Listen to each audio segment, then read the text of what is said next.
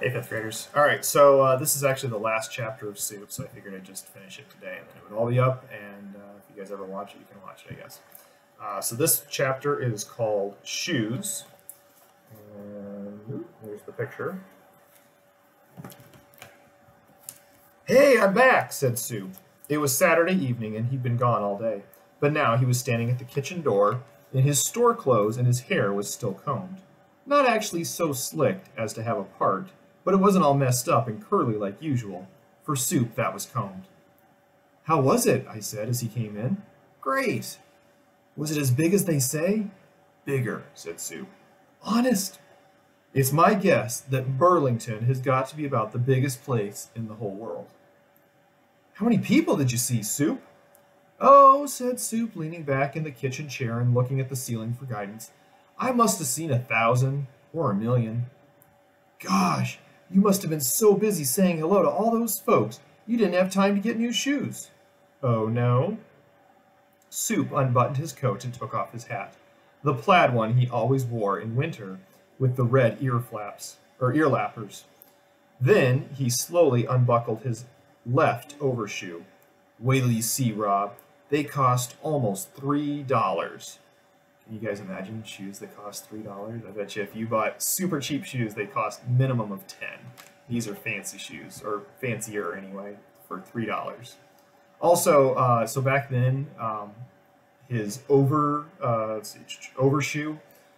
basically it's like his snowshoe, only they put their feet in and then kind of like fasten a thing around it, as opposed to just having totally separate boots like you guys do. Okay. Wait till you see, Rob. They cost almost $3. Hurry up. I want to see them both. Soup had a way of taking his time, especially if he knew you wanted him to hurry. It was a trait of his nature that could drive those who waited half crazy. Everybody except Miss Kelly. There was a lady that you'd hardly list as one of your favorite friends. But give Miss Kelly this. She sure could handle Luther Vincent. A day or so ago, she'd sent some of us up to the blackboard to do a sum. The rest of the kids merely erased the computations left by the previous scholar, but not Soup. He pulled out a wet rag from his pocket and washed his section of the blackboard until it was all black and shiny clean. He then had to let it dry. I wasn't up at the blackboard, but in my seat where I could see Miss Kelly's foot under her desk. The way her foot was going tap, tap, tap, I knew that she was not as amused at Soup's standards of cleanliness as I was. Miss Kelly kept Soup after school. She made him erase every square of the blackboard and dust the erasers. Then he had to wipe out the chalk tray, and on top of all that, wash every single square of blackboard all around the room. After that, he had to empty the wastebasket. I'll say this much for Miss Kelly. She wasn't mean. Her role in life was not an easy one, with Soup and me around. So afterwards, when the wastebasket was empty, Miss Kelly told Soup what a good job he did. She said that she liked him a lot. Then she said that when she liked somebody, she called him Soup. But if she didn't like someone, he got called Luther, no matter who was listening. I know all this happened as I was listening right outside the door. I sneaked back inside after we marched out, so I could watch Soup work, or maybe get the ruler. But no luck. There was no yelps of pain. Soup said, "Good night, Miss Kelly," and she said, "Good night, Soup. And you may wish the same to Robert." So Miss Kelly knew that Robert was hiding outside, hoping to see his friend get into more trouble. Anyhow, getting back to Soup's trip to Burlington. This was what I was thinking about while Soup took his own sweet time to unbuckle both his overshoes. Then he put a toe on a heel and kicked off one, then the other. "Wow," I said. "Orange shoes!" "They're supposed to be tan," said Soup, "but I'm glad they look a bit orange." "They sure do," I said. "That's not all. Wait till you hear the music they make." "They make music?" "Listen," said Soup. He got up from the chair and walked around the kitchen. Every step he took in his new orange shoes made notes in a sort of squeaky melody. The left shoe played one tune and the right another. And when he stood stock still on the floor and moved both, it sounded like some sort of an all-leather orchestra. "It's like having birds between your toes," said Soup. "Boy," I said. "The best part," said Soup, "is how you buy shoes like this. You get to look at your own feet down through an X-ray machine." "What's an X-ray machine?" "A machine that lets you look at your own bones." "For real?" "Honest," said Soup. "When you try on a new pair, the man at the shoe store makes you take your, the man at the shoe store takes you over to this machine. You climb up on a platform and put your feet into a little place inside the machine. Then you look down and you see your own feet, and they're all green." "Green?" "Yeah, there's two other places lower down for the shoe man to look into, and also one for your mother to look in. Then the shoe man points at the bones of your feet with the black pointing stick that's inside the X-ray machine." "What's he do that for?" "He does that while he tells your mother to see how much room your shoes have to grow inside the shoes." "What's it look like, Soup?" "You can see all the bones in your toes. They look like a bunch of twigs, and when you wiggle your foot, the bones wiggle too." Soup took a few more turns around the kitchen in his new orange footwear, making squeaky music with every step. It made me look down at my own old shoes, which I'd had a long time. So long they hurt a bit to walk in. My feet were almost as big as Soup's. We went upstairs to my room and fooled around with Tam, my dog. Then we played Lotto, which was something like bingo, until my mother came in and told us how late it was getting. It was almost 8 o'clock, so I got on my coat and boots and walked halfway home with Soup. At the halfway point, we said goodnight. It was real dark. Soup ran for his house, and I ran for mine. We always did this for each other, whenever he came to my house or I went to his. On Sunday, the next day, we had a thaw. A real hot March day that chased away much of the snow. Above our farm, the hillside that faced south had big round spots of brown earth that got bigger as the day wore on until the meadow was a giant brown and white cheese. Holes all over, and all the gray rocks were bare and dry. They looked like sleeping sheep. Monday morning was warm, too. Seeing as the road to town was dry and not muddy and the sky was clear, Soup and I got packed off to school in just our coats and hats. No mittens, no boots. I had my old shoes, and Soup sported his orange pair. "I'll race you," I said. We ran down the road. For a while I was ahead of Soup, looking back over my shoulder to see how close he was getting. I didn't see the root. It caught the toe of my shoe, and I turned just as I pitched forward onto the still frozen gravel of the dirt road. Both my hands were burning, as that's how I broke my fall. Just as Soup caught up to me, I turned my hands over to see the gritty blood. Trying to get up, I saw my right shoe was torn. It was damaged so badly that half the rotten old sole was flapping around like the mouth of an alligator we saw in a Tarzan movie. And I could look down and see almost all of my red sock. Maybe it was because I didn't outrun Soup, or because my hands hurt too much to even wipe off the bloody dirt. I started to cry. And seeing Soup's new shoe standing next to my old one that got all torn up didn't help. I just sat there in the dirt and bawled.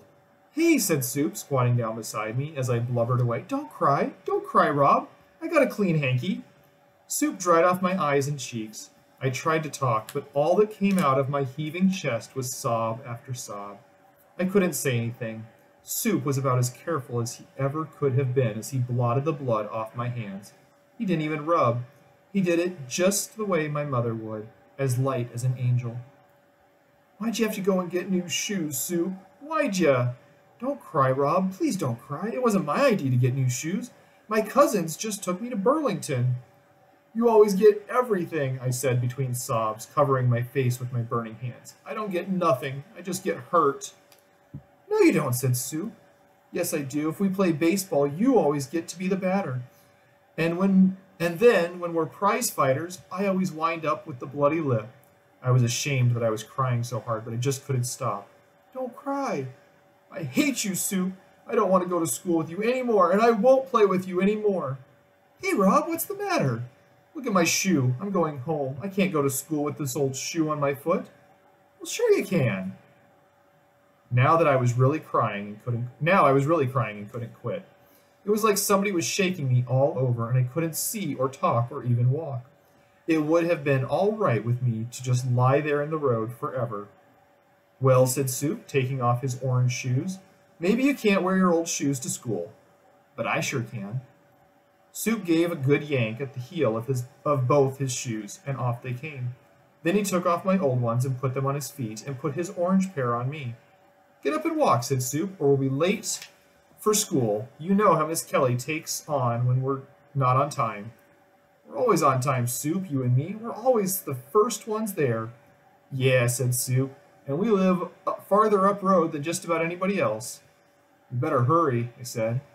How do you feel? Okay, your shoes are a little bit big for me.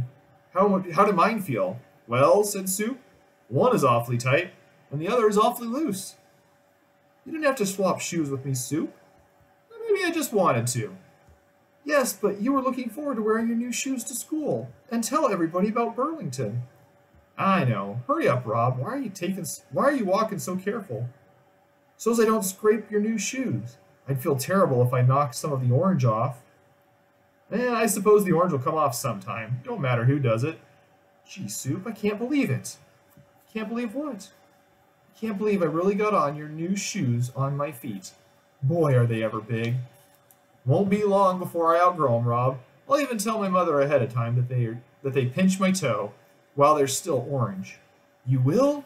Sure I will, Rob. And as soon as I outgrow them, you know who gets them next. Me? You mean me, Soup? Of course I do.